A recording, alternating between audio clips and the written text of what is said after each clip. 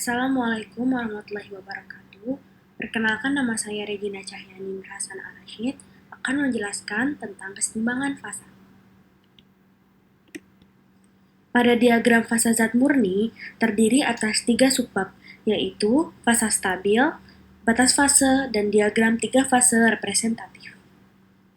Pertama-tama, saya akan menjelaskan tentang angka fasa.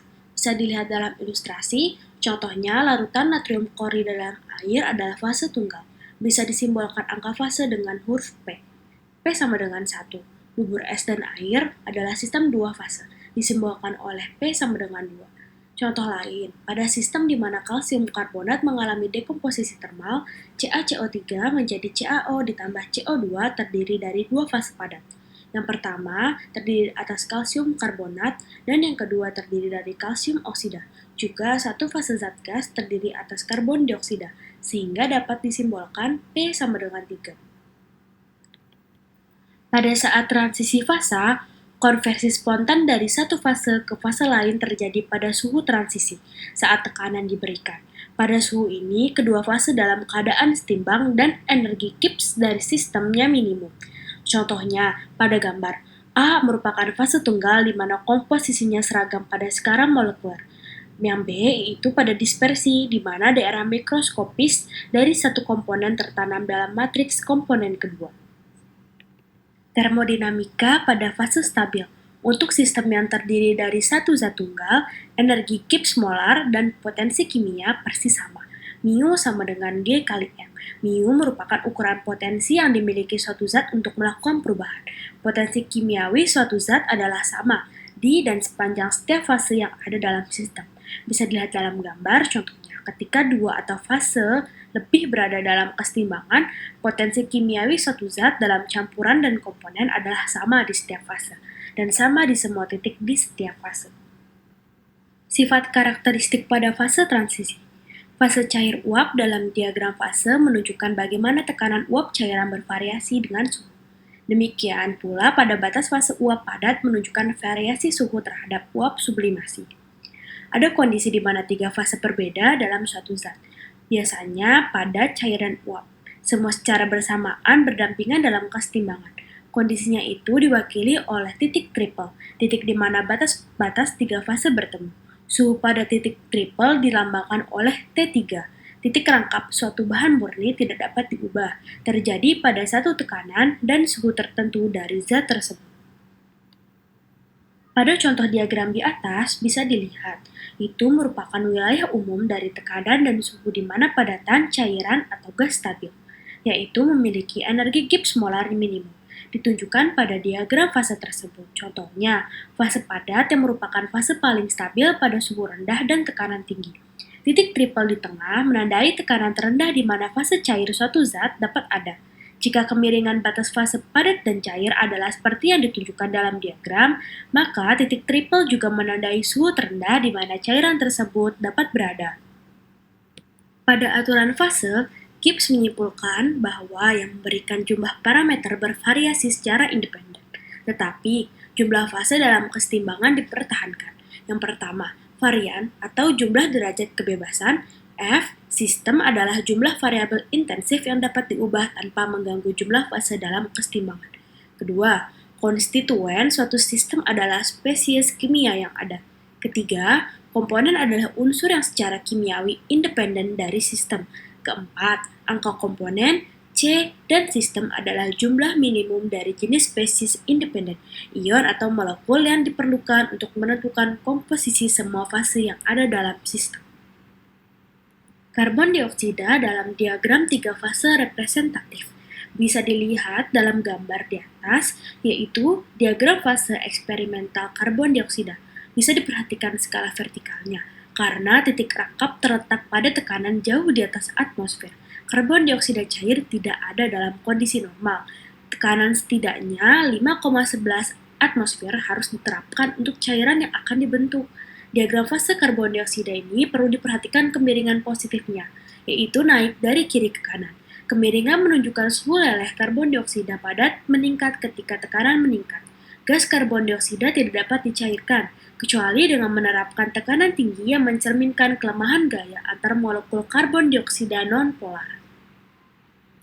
Pada air bisa dilihat pada diagram fase, menunjukkan fase padat yang berbeda yang ditunjukkan dengan angka Romawi. Padatan fase 1, S1 adalah S biasa.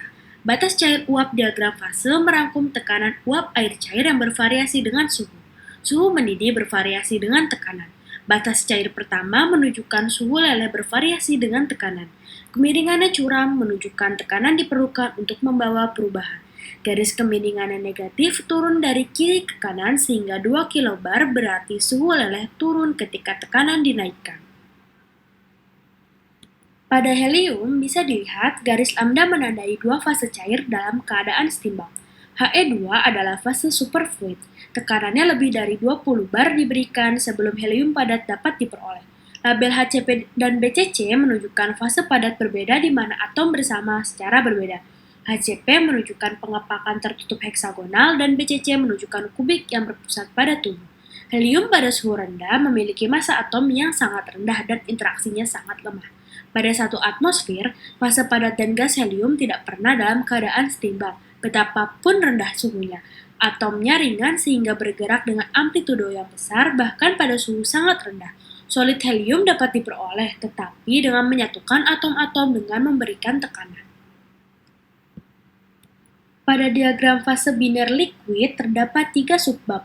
Yang pertama diagram tekanan vapor, yang kedua diagram komposisi suhu, dan yang terakhir diagram fase cair. Dalam diagram tekanan vapor, tekanan uap parsial dua cairan yang mudah menguap dengan komposisi campuran cairan ditentukan oleh hukum Reynolds. Bisa dilihat dalam rumus tersebut, yaitu rumus tekanan total vapor.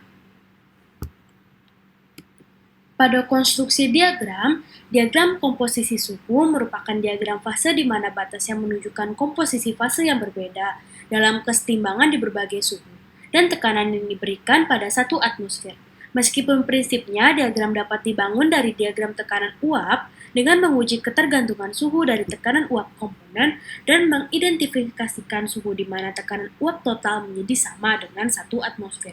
Biasanya dibangun dari data empiris pada komposisi fase dalam kesetimbangan pada setiap suhu. Dalam penafsiran diagram bisa dilihat dari gambar di samping. Sumbu horizontal menunjukkan nilai mol XA menginterpretasikan garis cair dan mol YA menginterpretasikan garis uap. Garis vertikal XA memotong garis cairan. Garis horizontal pada suhu itu disebut garis pengikat pemotong garis uap pada komposisi yang mewakili fraksi mol YA dari A dalam fase uap. Pada diagram Lever Rule, jarak LV dan LL digunakan untuk menemukan proporsi jumlah uap dan cairan yang ada pada kesetimbangan. Lever Rule atau aturan tuas dinamakan demikian karena aturannya serupa menghubungkan massa pada dua ujung tuas dengan jaraknya dari pivot. Dalam hal ini, MV/LV sama dengan ML/LL untuk keseimbangan. Pada pemisahan fase, misal sejumlah kecil cairan B ditambahkan ke sampel A pada suhu T aksen. Cairan B larut sepenuhnya. Sistem biner tetap satu fase. Makin banyak B yang ditambahkan muncul di mana tidak ada lagi yang larut. Sampel sekarang terdiri dari dua fase kesetimbangan. Bisa dilihat dalam gambar di samping. Karena banyak B yang ditambahkan, komposisi A bergerak ke kanan dan melintasi batas fase ke wilayah satu fase. Banyak B hadir hingga dapat melarutkan semua A, dan sistem kembali ke fase tunggal. Menambahkan banyak B hanya akan mengencerkan solusi, dan tetap dalam satu fase. Solusi waktu kritis. Temperatur solusi kritis adalah suhu tertinggi di mana pemisahan fase terjadi. Di atas suhu kritis atas, kedua komponen larut sepenuhnya. Suhu ini ada karena gerakan termal yang lebih besar mengatasi setiap keuntungan energi potensial dalam molekul-molekul dari satu jenis yang berdekatan. Contohnya, pada sistem nitrobenzen atau heksan, termodinamika suhu larutan kritis atas berfokus pada energi Gibbs dari pencampuran dan variasinya dengan suhu. Variasi suhu energi Gibbs dari pencampuran sistem terdiri dari dua komponen yang sebagian larut pada suhu rendah.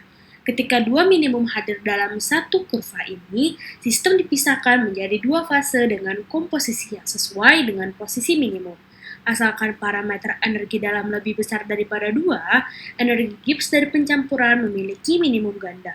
Untuk pemisahan yang lebih besar daripada 2 fase, komposisi yang sesuai minimum yang diperoleh dengan mencari kondisi di mana turunan delta mix G dibagi turunan XA sama dengan 0. Ketika energi dalam kurang dari 2, satu-satunya persimpangan terjadi pada X sama dengan 0. Ketika energi dalam lebih besar sama dengan 2, ada dua solusi. Solusi untuk energi dalam sama dengan 3 ditandai. Bisa dilihat lokasi batas fase sebagaimana dihitung berdasarkan model energi dalam parameter yang diperkenalkan. Distilasi cairan secara kesesuaian. Sepasang cairan yang sebagian dapat larut dan membentuk azeotrop dengan titik didih rendah.